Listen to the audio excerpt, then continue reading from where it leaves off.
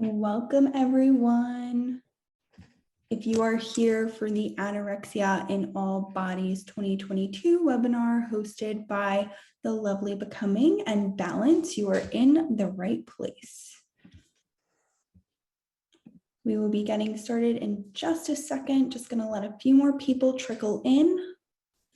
In the meantime, if you want to pop into the chat where you're zooming in from, we'd love to hear where you guys are all located. Nashville, New York City. Awesome. Welcome. South Carolina, Delaware. Really hitting nationwide here. Michigan. Awesome. California. Fantastic. Alrighty. Okay, so I think it's okay to get started. So again, welcome. This is the Anorexia in All Bodies 2022 webinar hosted by the lovely Becoming and Balance Eating Disorder Treatment Center. Balance is a premier eating disorder treatment center offering boutique outpatient treatment options using the latest cutting edge research. So we are constantly up to date with what's going on, what's the best supportive measures for our clients.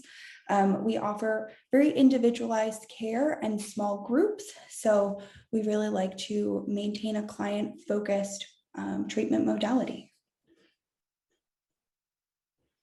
Alrighty, and then here are three lovely panelists today. So our first one, we have Melainie Rogers.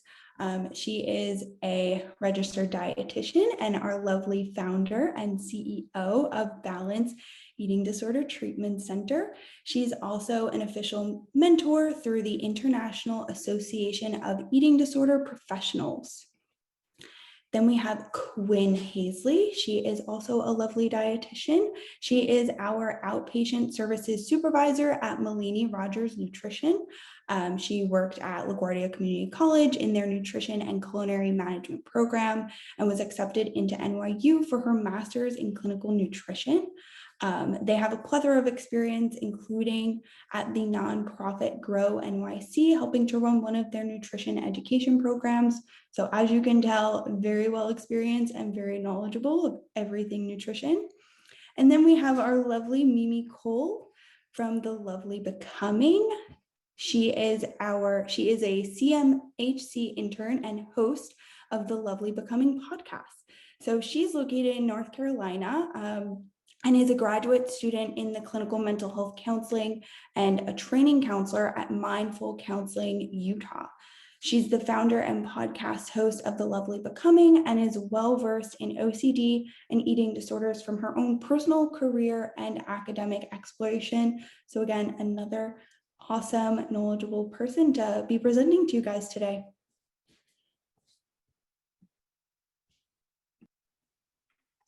Thanks so much for those lovely introductions, Taylor. And I just want to say it's a pleasure to be here with my joint panelists today, Quinn and Mimi. It's really a pleasure to be doing this webinar with you both. So today, what we're going to be covering with you all is we're going to look at debunking some of those stereotypes out there around anorexia, and particularly exploring why the diagnosis of atypical anorexia that you may have heard of is actually quite problematic. One of the reasons is because it's actually far more common than so-called traditional anorexia, if you want to think of it that way. So why are we giving it the name atypical? We'll go into that a little bit today. We're going to be offering a safe space for you to absolutely share your experiences. We know that a lot of people joining us today may have their own struggles, so we really hope that this feels like a place where you can, jump in on the chat, ask a lot of questions, share some of what may be going on for you. And I know that Taylor's putting some comments in the chat for you as well. Also, our goal today is to give you tools for self-advocacy and to empower you in your own recovery journey. We'll go to our next slide. And why it matters.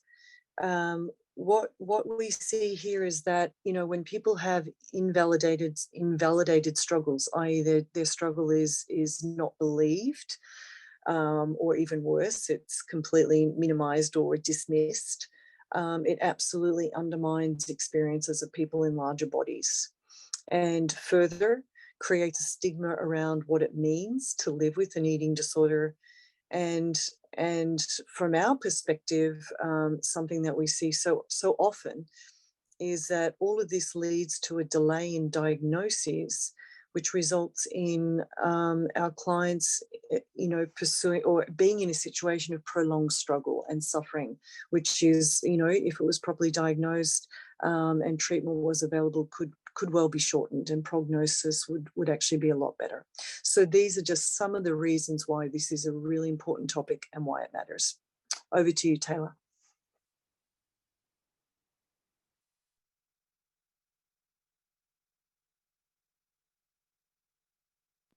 Okay. All right, so I think we're going to switch on over to some more content. If Mimi, you'd like to take over and talk a little bit about what is anorexia. Yeah, so anorexia is really interesting. So anorexia means without food. And so the diagnosis itself is called anorexia nervosa, which is kind of detailed in something called the Diagnostic and Statistical Manual, or the DSM for short. And it basically is what a lot of providers use to diagnose mental illness, whether that's anxiety, depression, etc. Anorexia nervosa criteria consists of intense fear of weight gain, food intake restriction, and distorted body image is kind of the main three elements. It gets a little more clinical and technical in the book. But I think it's interesting to point out that a lot of these criteria were written and geared towards people who are in emaciated bodies. And so sometimes when you're reading the criteria, it can feel like it is geared that way. But if you take a look at it and recreate it from a more inclusive perspective, things start to make sense a little bit differently. So for example, with intense fear of gaining weight, that can be either for someone who is emaciated and afraid of gaining weight, or it can be for someone in a fat body who is also afraid of gaining weight because of the social stigma and the negative consequences. And I think it's also important to recognize that this intense fear of gaining weight, it might seem like, well, everyone's afraid of gaining weight. But that assumption can lead people to think that like it's normal to hate your body, or it's normal to want to manipulate your body or your food intake and stuff like that. But it is very important of a criteria because it really gets at that idea of you're doing something to change your body size as best you can. And then food intake restriction is just, we'll get into this a little bit more later too, but it's not meeting your needs for your body to be able to do your job, to be able to be in relationship with other people. It's not necessarily just not eating. A lot of the times, so many people, I think everybody that I've worked with anorexia eats daily pretty much, but it's about how much they're eating and not meeting their needs. And then, to the next slide with distorted body image. So this one can be interesting. The way it's described is that people are thin and then they see themselves in the mirror as fat. So it's kind of like a dysmorphic view where people are thinking, oh my gosh, like I'm humongous. And that can be really stigmatizing for most people who experience distorted body image, because it's not necessarily about this. It's not just for people who are underweight thinking that they're fat. It's also about this idea that we perceive ourselves differently than our actual body sizes. But then what ends up happening is that people will say things like, let's do a body check or scan or whatever to see, like, do you view yourself accurately? But I think the problem isn't really whether or not your body is viewed exactly as it looks to other people, because there are so many perception changes. I think what's important about this is that there's this idea of something being wrong with my body. So if you view distorted body image as more of not that you're seeing something wrong, like inaccurate perception, I think it has more to do in reality with the weight or the worth that you put in association with your weight and your body size and how you view it.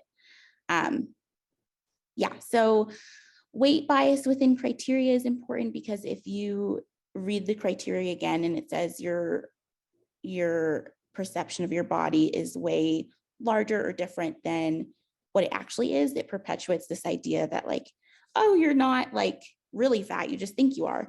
And then that's problematic because, you know, it's not really the point to be trying to tell someone that like, actually you're kind of thin.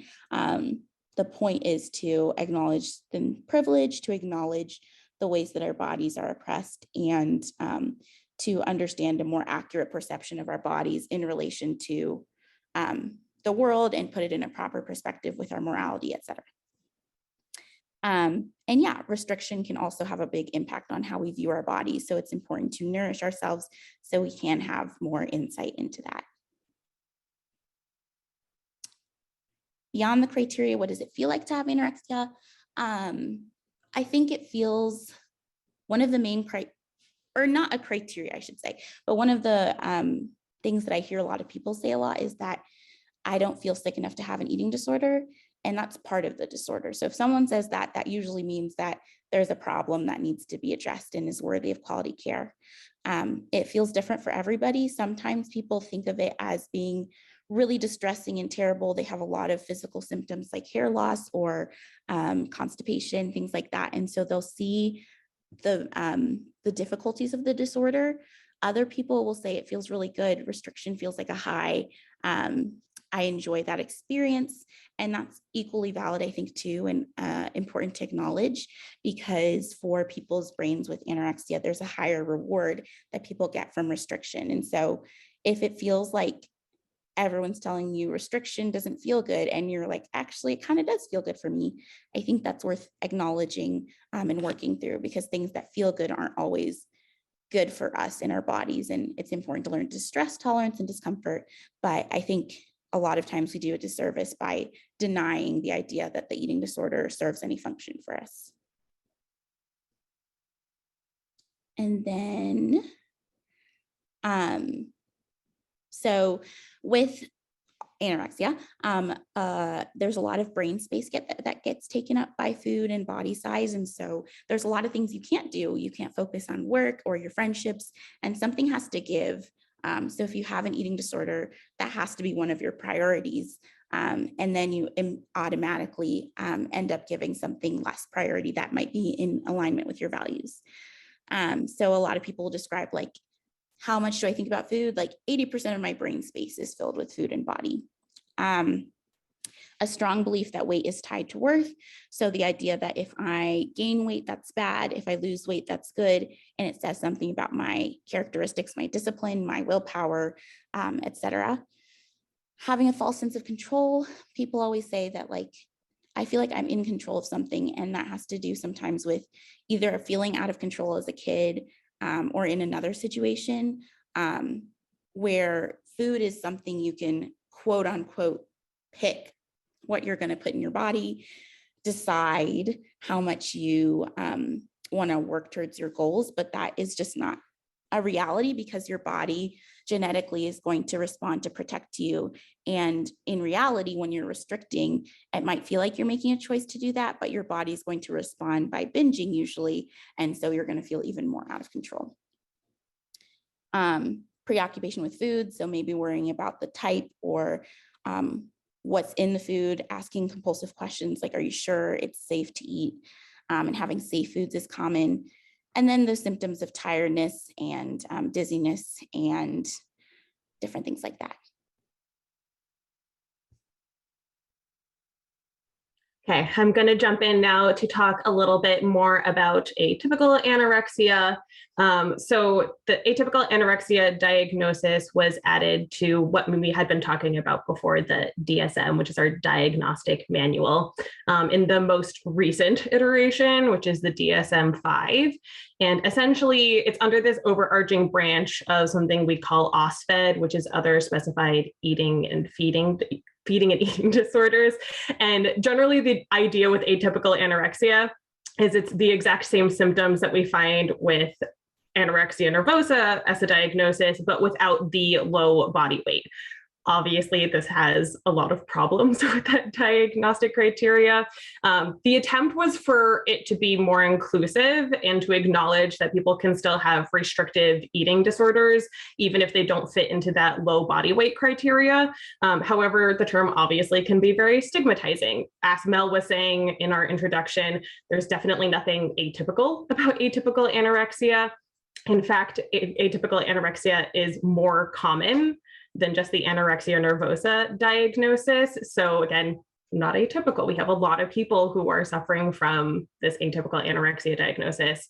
And the other thing is that less than 6% of people with eating disorders are underweight. I do want to emphasize that with that term underweight, that comes from what we would consider somebody clinically underweight, which typically uses BMI or body mass index, which has its own set of problems. I know that we at Balance tend to not use BMI with any of our clients just because we find that it tends to be more important to consider somebody's biologically appropriate weight rather than just their BMI. So somebody could still fit this atypical anorexia diagnosis and not be technically clinically underweight, but still be under their biologically appropriate weight. It's not moving. Okay, so what really is the problem with this diagnostic criteria? A lot of people might feel that their experience is atypical, that they don't have a common experience, meaning that it's odd, meaning that it feels like it's rare. That can feel really invalidating for a lot of people. I know when I have conversations with my clients who are in higher weight bodies, who have restrictive eating disorders and fall under this atypical anorexia criteria, that they feel like their eating disorder isn't real, or that people don't acknowledge that they have an eating disorder because of the fact that they're in a larger body. So a lot of people can feel really invalidated by the fact that they've been given this atypical criteria. Someone might believe that their struggle is not as serious because of the weight criteria, but when we're looking at the severity of an eating disorder, weight criteria and being in that underweight BMI category is definitely not the only thing that we're looking at. We're looking at somebody's intake. We're looking at, again, are they below their biologically appropriate weight? Are they malnourished? So somebody can have a more severe eating disorder even if they are in a larger body.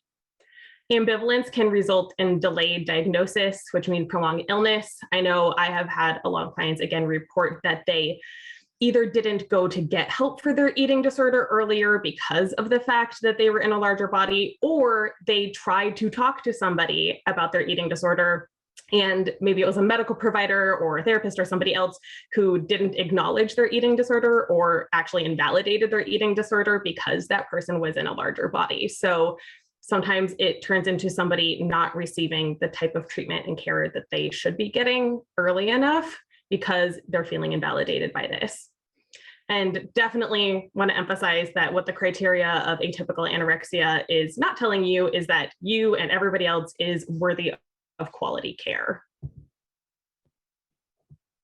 How a diagnosis can help. So kind of talking about all the issues with a diagnosis, but what are some of the things that we would actually use a diagnosis for? Like, why not just throw all the diagnoses out the window? The first thing, unfortunately, is insurance coverage. A lot of times insurance companies will require what we would call a diagnostic code in order to give somebody insurance reimbursement. So that just means that whoever is diagnosing the person is going to send that to the insurance company of like, here are the different diagnostic things that this person meets. So if somebody would like to receive insurance reimbursement or have their insurance cover treatment, a lot of times we do need to have that diagnostic code. So if somebody is not fitting into that typical sort of anorexia nervosa diagnostic criteria and the DSM, and they can get insurance coverage if we put them under the OSFED atypical anorexia diagnosis, we want to do that to try to make sure that they have as much coverage as possible for insurance so they can get more care and treatment from that. It can help to develop an accurate treatment plan. Also, I want to emphasize with this that we are usually less looking at the exact diagnosis that somebody is getting when we're making a treatment plan, and looking more at their individual symptoms and what they're dealing with personally in their eating disorder, just because everybody's eating disorder is so individual that we're not just going to be like, oh, okay, this person has atypical anorexia, so we're going to treat them exactly like this because everyone gets the same treatment. That's not true. So it can help with creating a treatment plan, but we want to make sure that we're really looking at the specific things that that individual is dealing with in their eating disorder. And then the last thing really is validation. Some people don't feel like they need a diagnosis in order to feel validated in their eating disorder. And for other people, it can be helpful. For other people, it really can be useful to have somebody be like, yes, you have a diagnosable eating disorder. So we want to make sure that if somebody needs that to feel validated, that they do have that option. But again, reiterating that a diagnosis is not the end all be all of receiving treatment. So to sort of summarize, the ideal thing would be for us to remove the atypical anorexia diagnosis. We don't need it. We don't need it. We don't need to specify that somebody has to be in a lower weight body in order to have that anorexia nervosa diagnosis versus the atypical anorexia diagnosis. Of course, as much as we as clinicians would love to see that done as soon as possible, there is a lot of things that go into revamping and redoing the DSM, and they don't do it incredibly often. The 5th one came out in 2013, so it's been a while. So it would be lovely again, but the more that we raise awareness around this issue, I think the more rapidly we can see changes in things like diagnosis, but definitely something that we would like to be moving towards, but takes a long time to get done.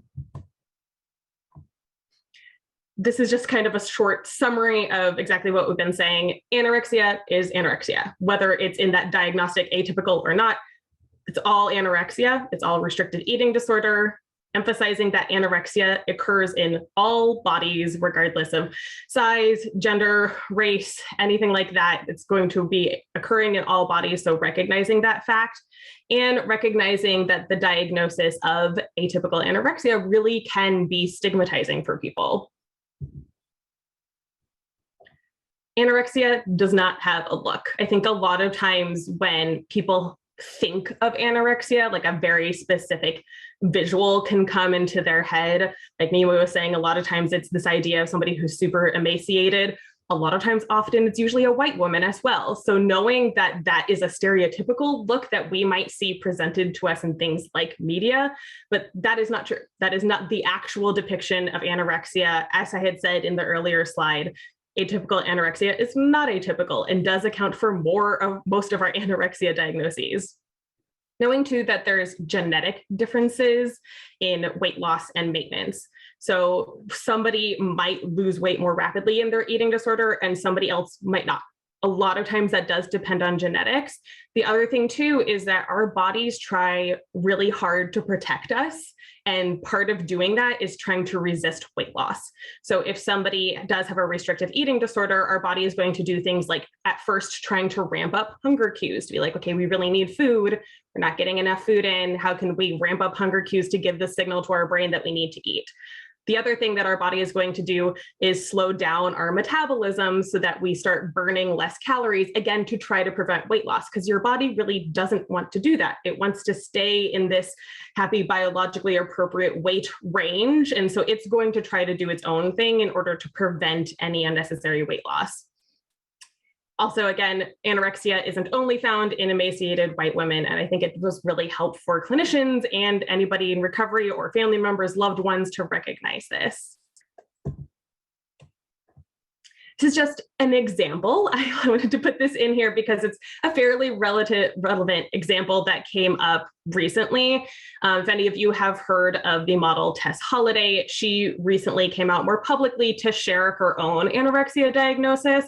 There was a lot of honestly really terrible backlash that came back at her because of this, because people just didn't believe her. They were like, no, you don't look like you have anorexia, so we don't believe that you have anorexia. This is a huge part of that stigma and invalidation that people in larger bodies can experience when they try to come out as having an anorexia diagnosis. But that doesn't, invalidate her actual experiences. She does have anorexia. She is actively in recovery from anorexia, but she didn't match that stereotypical look that people think of that's associated with anorexia, but it's still a valid eating disorder and she does still require treatment for it. Yes, so talking a little bit about and feeding onto stereotypes and media representation, it is really hard to find a good, accurate representation of eating disorders in the media. You'll probably think of things like the documentary Thin or To the Bone, and they all feature people in very tiny bodies who are usually wealthy, thin white women, young people, non-disabled. And so there's a lot going on with those stereotypes, when in reality, anorexia occurs in all different types of body sizes, races, gender identities, sexual orientations. Asian men can have anorexia, Black women can have anorexia, disabled people can have anorexia. The list goes on. And I think it's really important to recognize that it shows up a lot, and that can really prevent us from getting care and diagnoses, is the stereotype, because if a provider sees someone and doesn't think to check for those types of symptoms, then they'll probably ignore them and think it's something else going on. Next slide, please.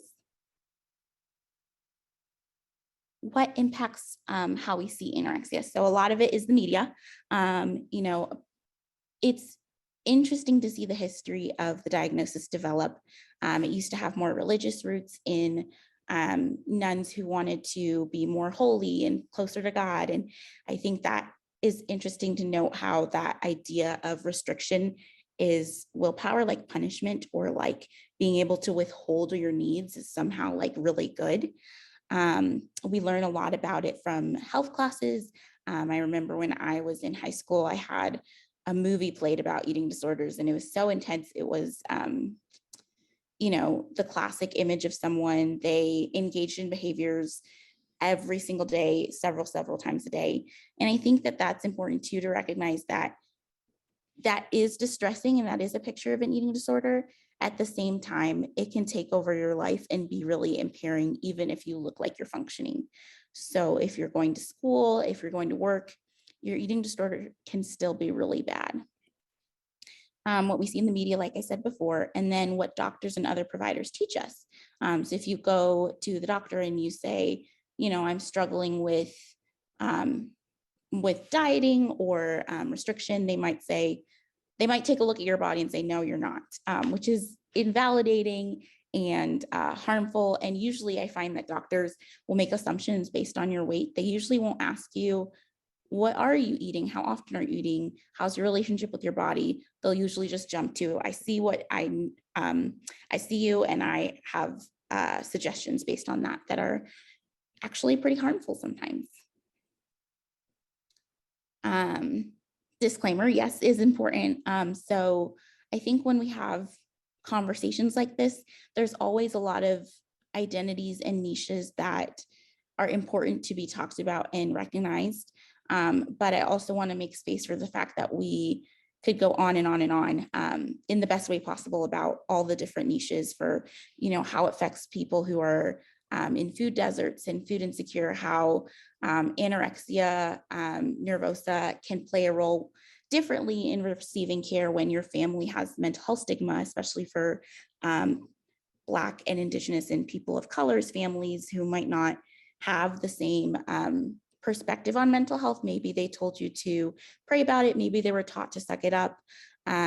There's so many implications for each identity.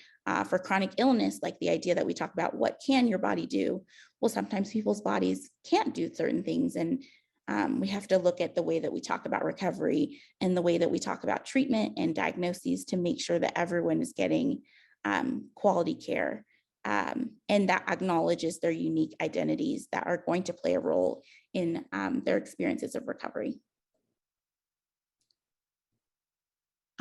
People of color are less likely to be diagnosed with anorexia.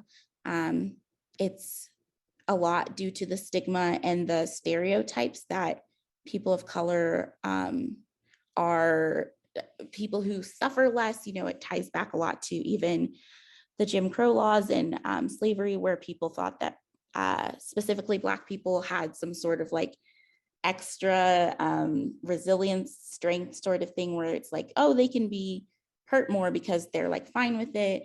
So it's got a lot of racist kind of roots and integrations, and people just make assumptions.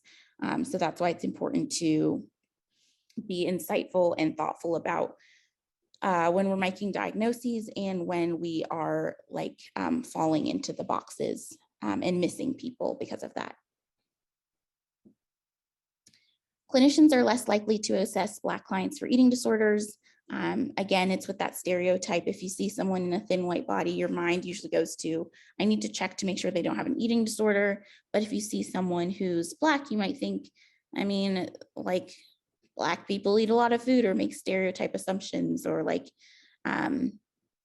really miss the idea that anorexia nervosa shows up in all different types of cultures and situations and bodies.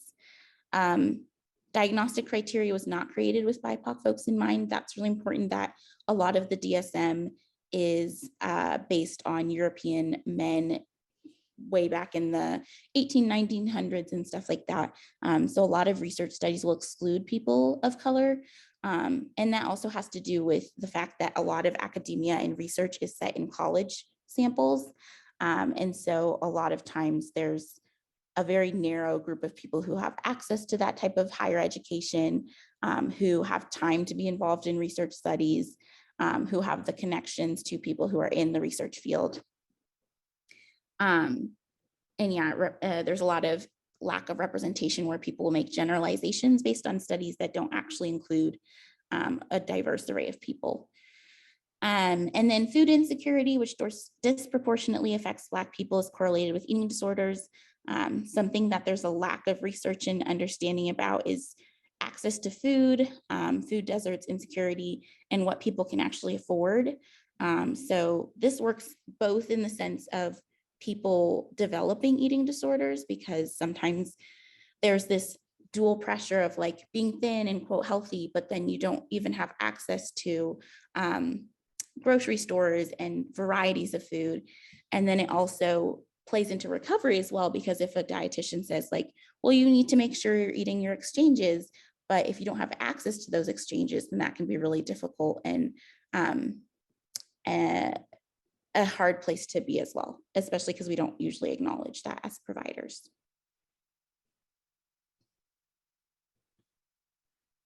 Also going to talk about some of the special things that come up with the LGBTQIA+ community.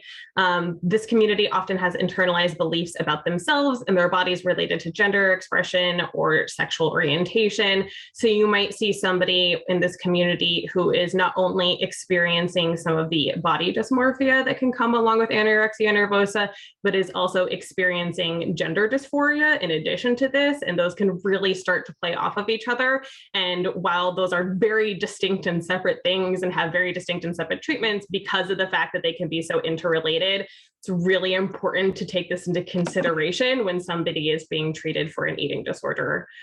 They also are more likely to experience things like bullying or discrimination. And we know that while there is no one specific cause of an eating disorder, a lot of times things like traumatic experiences that somebody has can either initiate an eating disorder or it can play into an eating disorder. We have a ton of statistics that we cannot get into about the LGBTQ community and eating disorders, but one of the important ones is that 42% of men who have eating disorders actually identify as gay. So that is a disproportionate amount of men who are diagnosed with an eating disorder who are in the LGBTQ community. I also wanted to bring up that it wasn't until the most recent part of the DSM, the DSM-5, that we had something removed from it. Previously, part of the diagnostic criteria was something we call amenorrhea, or a loss of menstruation or a loss of period, and somebody had to have that in order to be diagnosed with anorexia nervosa. That obviously then did not include men, and it did not include trans women. And so the fact that that was taken out of the diagnostic criteria is actually really useful to make sure that more people could receive a diagnosis of anorexia nervosa and therefore could also receive more treatment for it.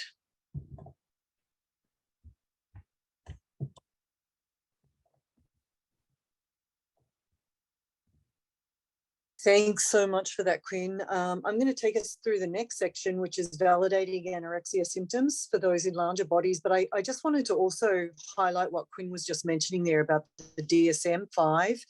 And for those of you who don't know, that was only updated in 2013.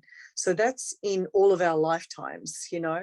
And so this really speaks to just how recent some of these changes are. And so only very recently are in this case, guys, for example, even getting the care they need for anorexia. And still to this day, most healthcare professionals don't get any training in eating disorders, as we may have highlighted. So they're not even aware of these sorts of statistics and the high risk for our LGBTQ communities as well as our BIPOC communities. So there's just so much more to do. I think you probably are getting that sense from us today. So let's have a look at validating anorexia symptoms for those in larger bodies. Our next slide there, Quinn, thank you. And, you know, we pose this question, you know, you may have wondered, do I have anorexia if I'm not losing weight? Or many of our clients have said this to me, my doctor wants me to lose weight. Shouldn't I do what they tell me? And it's like, oh, dear Lord, where do we start with that one? And then what if my friends and family don't believe me because of my size? And we really hear that again. So again, really really highlighting the misinformation that is so pervasive in our field. And this newer information that we're only really starting to put together now. So if you have ever wondered, do I have anorexia if I'm not losing weight? The answer is, unfortunately, you very much may. And if your doctor wants you to lose weight, make sure you're talking and working with an eating disorder registered dietitian who can advise against that, but help you to be the healthiest version of yourself that you would like to be, if that's a priority for you, in ways that are not about manipulating weight.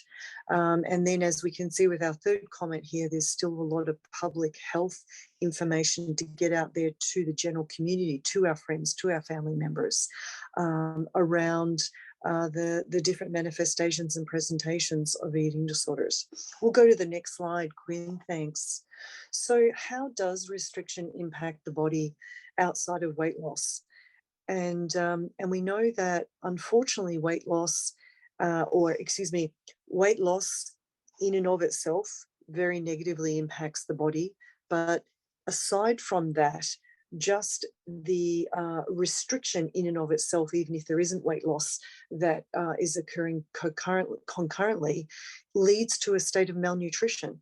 If you are restricting, that means that you're not taking in optimal nutrition for your body to perform optimally.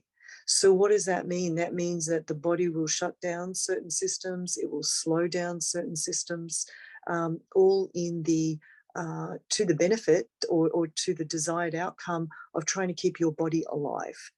And so weight loss is not a proxy for this part of the equation. And I think that's why for a lot of people it's very confusing. They're confused by this.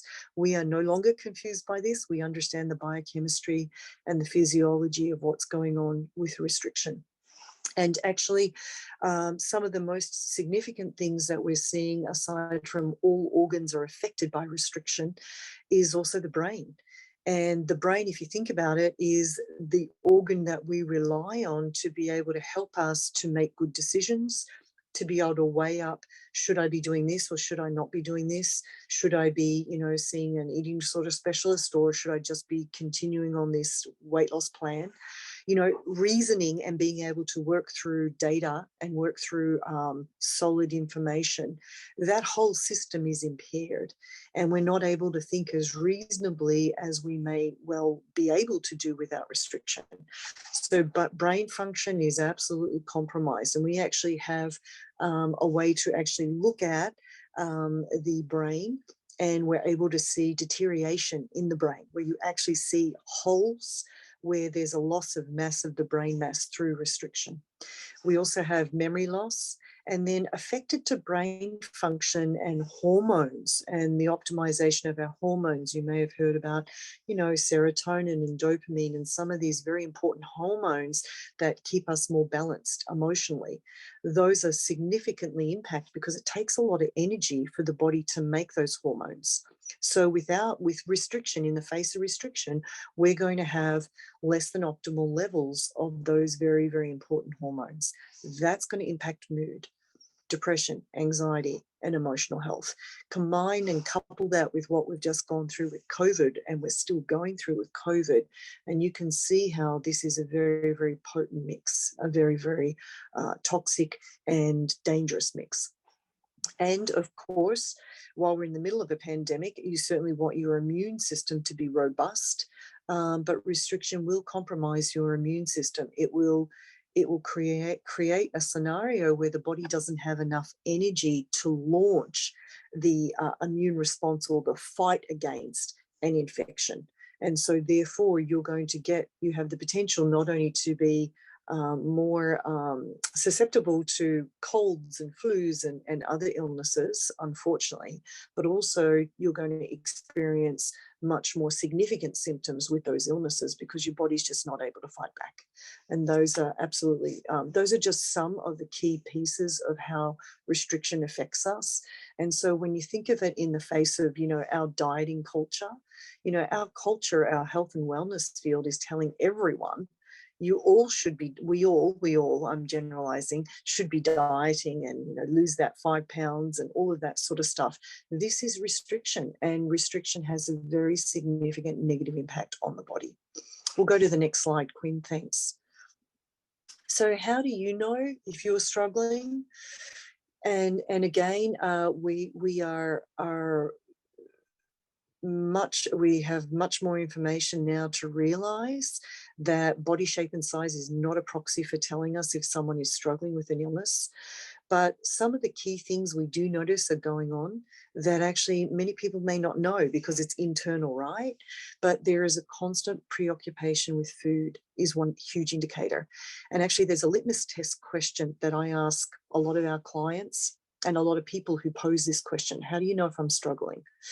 And the question is to ask yourself, how much of your day do you spend thinking about food, calories, weight, body image, exercise? When you are not preoccupied with work and busy, right? So you've got a very slow weekend, you're not doing all your busy productive stuff, you're just chilling out. How much of your time and energy and thoughts are taken over by calories, weight, body image, exercise? And what we know is that for people with anorexia, it can be higher than 100% of the day. And you may be asking, how is that possible? There's only 24 hours in the day. Because we know our clients start to dream about food. That's how significantly this illness really hijacks the brain and really forces us to be all obsessed. So think about your bandwidth. You've got no bandwidth left if that's all you're consuming about, if that's all you're thinking about. We experience anorexia symptoms, of course, and then behaviors that are related to body size, such as frequent body checking. What do I mean by body checking? I mean that as you're sitting here listening to us today, you may be pinching some, skin around your waist. You may be noticing the waistband on your pants right now. Is it digging in? Is that sending a signal of, gosh, I shouldn't have eaten what I did last night? Or maybe after this webinar, I need to, go and do some exercise, or maybe I'm just going to skip lunch and dinner today because of X. And this body checking, where are my bones? Can I feel X bones? So there's a lot of things that we know our clients do that honestly others wouldn't really know.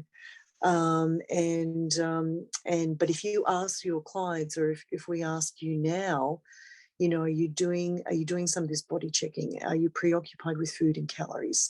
If the answer is yes, then restriction or whatever you may be doing around food is starting to have a significant impact on your mental health. And, and we can help you with that. Absolutely. There is help available. And I want people to know that.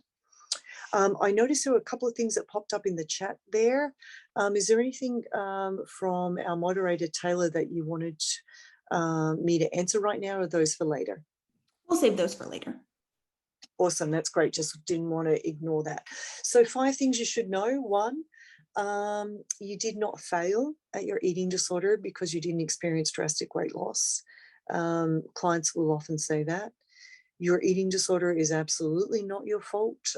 Eating disorders are genetically inherited illnesses. That's our current theory, that they're about 70% heritable, which means they run in families. And then the current theory, it's called the loaded gun theory, which I hate that name, but what it means is our genes load the gun. But it's the environmental factors that ultimately will pull the trigger as to whether or not that eating disorder vulnerability will manifest. And honestly, you won't know until you're in it and until you've gone on your diet and you've gone down the rabbit's hole. As many of us realize, myself having had my own lived experience with an eating disorder and fully recovered, but that's kind of how it presents. Number 3, what your loved ones believe about your experience isn't always right. We see that a lot. Number 4, you might not know if you have an eating disorder, and that's okay. Absolutely, that's okay, especially with how confusing the information is out there in the health and wellness field on social media and the misinformation that we've touched upon today.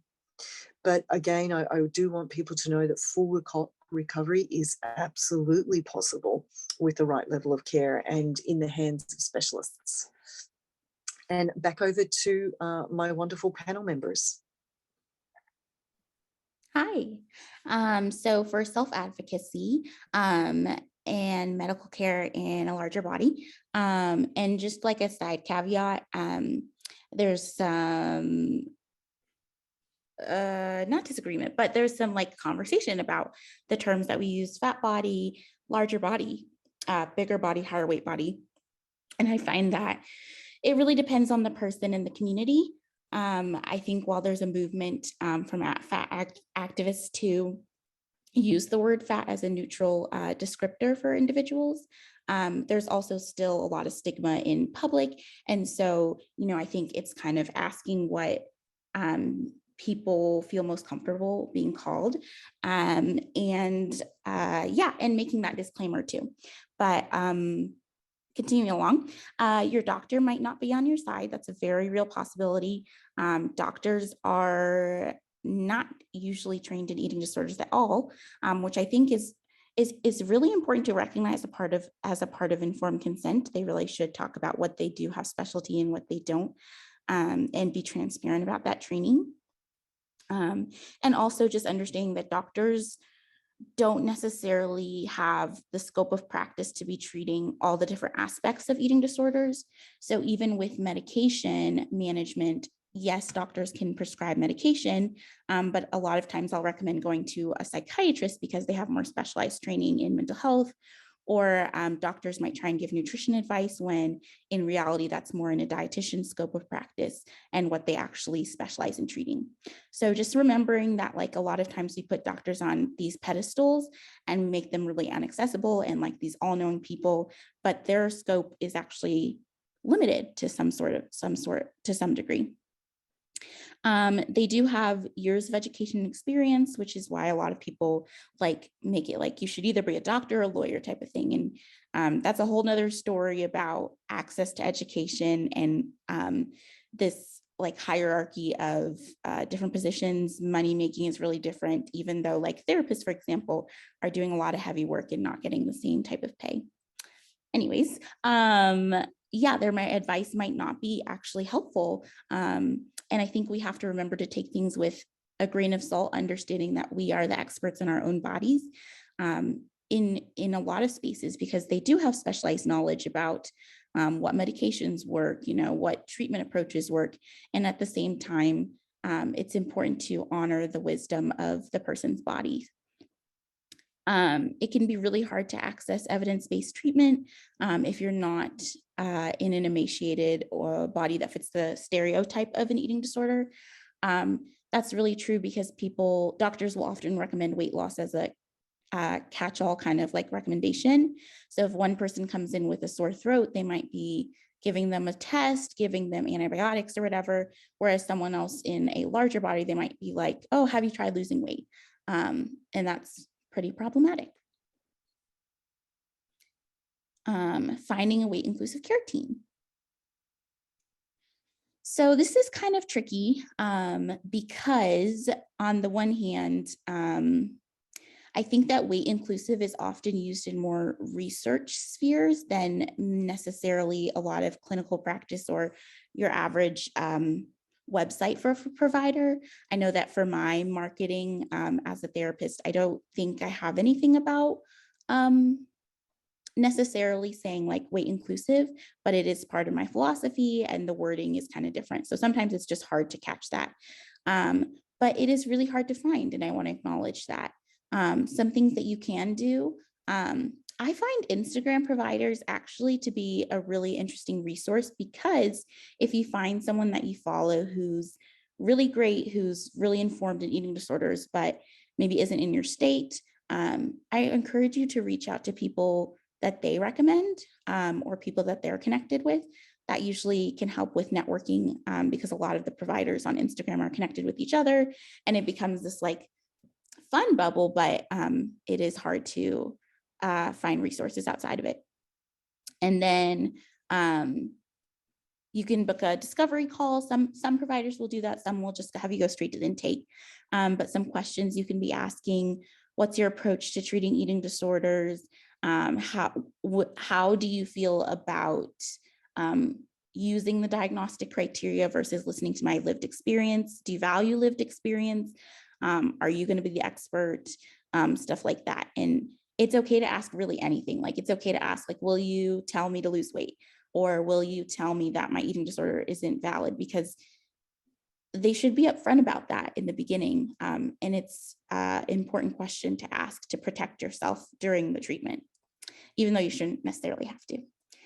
And then the other thing is, you don't have to stick with the same therapist, especially because we do the format of a long intake session usually, where it's really deep in the beginning and you can feel like, well, I don't want to have to go through that again. I encourage you to be as best as you have access to, because I do know that that's also expensive to do multiple intakes.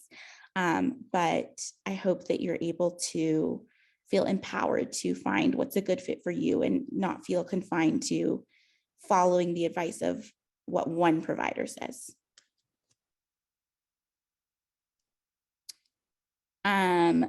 Provider red flags. I see that I am running out of time, but if they advertise that they help with weight loss, that's probably not a good sign. Even if they say I'm an eating disorder specialist and I help you lose or gain weight, that's problematic. Uncertified health coaches. So it's important to look for a registered dietitian, because a nutritionist isn't a label that means anything. So I could be a nutritionist, you could be a nutritionist, but it means nothing. And then a therapist who claims they treat everything. So if you look on like Psychology Today, the website, that is where a lot of people find their clinicians. If it says like everything, but they don't necessarily talk about like what they actually do to treat eating disorders. And another good question to ask is, do you have experience treating people with this disorder? So yeah. And then a recovery team, a registered dietitian, a therapist, a psychiatrist, and a primary care provider are all important. Another thing is peer support can be a really great addition to the treatment team, family support, friends, things like that. And with the psychiatrist and primary care provider, some people will just do a primary care provider if their medications are working and everything's going well.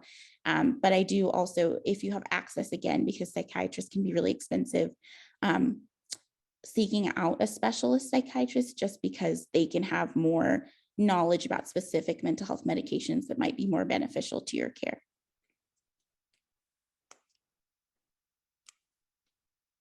And then protecting yourself. When you don't have a weight inclusive doctor, there's a couple things you can ask.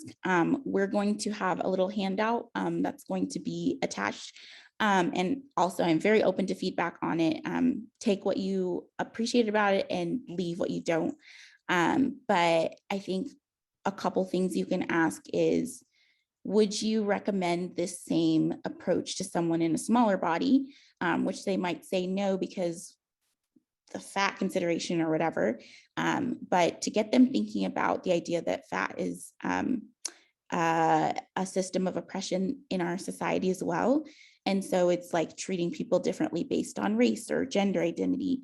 Obviously, those have implications for the care and can look different in manifestations, but it is discriminatory care to treat people based solely on weight. Asking not to be weighed, and specifically asking people not to put it in your chart. People sometimes will do the blind weight and then say, I won't put it in your chart, then put it there. And, you know, that's very important for people because I know it's tempting to go look anyways, even if you did ask for a blind weight. And then just being really intentional about asking questions. Why is this necessary? Because likely they'll tell you that it's for medication or something. But one little caveat that I see is that often people will say that before the appointment. So even another little thing you can say is like, okay, let's see what medication you end up recommending. And if it's weight dosage based, because you're assuming that you need my weight for standard care, you're making all these assumptions. So just feel empowered. I hope that you don't have to say yes to weighing. And if they say, well, it's routine or standard or whatever, you're allowed to say no again. And you're allowed to say, just write down that I refuse to be weighed, and that's fine. So besides interactions with clinicians or a treatment team, a lot of people who are in recovery also have to navigate what their interactions are like with their loved ones, whether that be blood family, chosen family, friends, partners, whoever that is. So this is a very common thing that I hear from clients that they are struggling with is, how do I talk about this with my loved ones? What do I do when I'm not feeling seen by them in my recovery?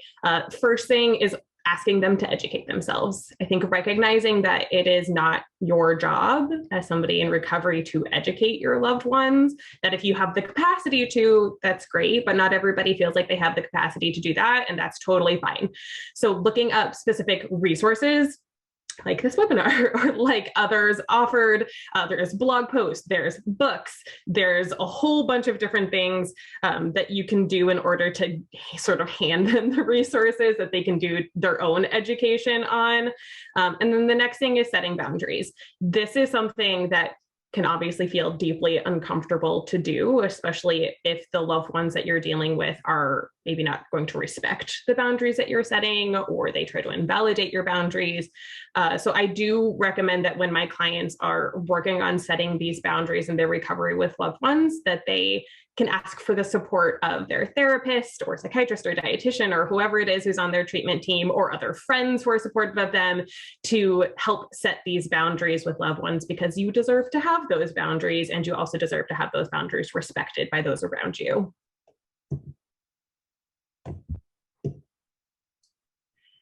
Advocating for yourself to yourself. So not just advocating with doctors or family members or whoever, but also advocating with yourself, letting yourself know, like, I deserve to have recovery. I deserve to have a healthy relationship with food. I deserve to have treatment. I deserve to have care and support. So knowing that that is something that you can have. Sometimes I like to have my clients just have like a little dialogue with themselves, whether they actually speak that dialogue or write down that dialogue, just to let themselves know that they can also advocate for their own needs with themselves. Sometimes people find that they invalidate their own needs, and that is why they don't end up getting the care or the support that they feel like they would like to have. So letting yourself know that your needs are valid. And then the last thing is, if you have the capacity, that is a very important part of this, but if you have the capacity to advocate outside of yourself, so there are a whole bunch of ways that people can go about advocating outside of themselves. Here are just some basic ideas of what you can do. Obviously, social media is a huge thing right now. So being a voice on social media for size diversity and inclusion, muting or unfollowing accounts that are unhelpful. I also have some clients where they actually have two different social media accounts. So for example, they might have like their own personal Instagram account, and then they have like a recovery focused Instagram account. So if ever their personal Instagram account gets overwhelming or feels like too much, or they feel like they're really getting inundated with unhelpful messaging, they can take a break from that and follow people who feel like they're being more supportive of their own recovery journey. And another thing that I really want to emphasize is if you are somebody who's in recovery who would like to do something like this and has the capacity to do so, to just be mindful of what you are sharing on social media. I think sometimes people share things with the very true intention of helping other people, and those things can actually turn into doing more harm than good. Some examples of that are before and after pictures in recovery. Again, not everybody's recovery journey is going to look the same, so not everybody's recovered body is going to look the same. So not posting pictures. Another thing that I see that I think can be really unhelpful is like what I eat in a day in recovery videos, things like that. Again, a lot of times that can just turn into comparison between people rather than thinking about, okay, what is best for myself in my own recovery journey. I'm gonna hand it over to Taylor. All right, thank you all so much. Everything that you guys shared was super helpful and knowledgeable, and we hope that you guys got a lot out of it as well. So I know that I shared a PDF of the handout in the chat. Some of you may be able to see it, some of you may not. There's also a link. But also, if you take your phone and scan the QR code, you will be able to get to the handout as well. So if you guys want to take a second and do that.